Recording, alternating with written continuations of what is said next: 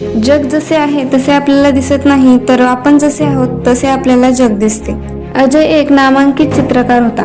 त्याच्या गॅलरीमध्ये एकापेक्षा एक सुंदर आणि महागडी चित्रे लावलेली असायची. देश विदेशातून लोक त्याची चित्रे पाहण्यासाठी आणि खरेदी करण्यासाठी यायचे.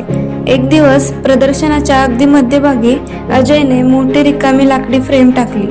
त्या फ्रेमच्या आत काही नव्हते, फक्त पांढरी भिंत दिसत होती. अनेक कलाप्रेमी तिथे आले. त्यांनी त्या रिकाम्या फ्रेमचे फोटो काढले आणि आपापल्या परीने त्याचा अर्थ लावू लागले. कोणी त्याला शून्यता म्हणले तर कोणी शांतता. शेवटी एका पत्रकाराने अजयला विचारले, सर, या अद्भुत चित्राचे नाव काय आहे? याचा खरा अर्थ काय आहे? अजय हसला आणि म्हणाला, या चित्राचे नाव आहे आरसा.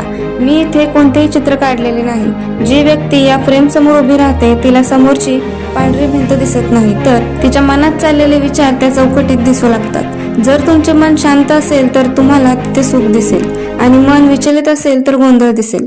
गॅलरीतील लोकांनी जेव्हा हे ऐकले तेव्हा ते पुन्हा त्या रिकाम्या फ्रेमकडे पाहू लागले. आता प्रत्येकाला त्या चौकटीत स्वतःचे एक वेगळे आणि अनोखे चित्र दिसत होते.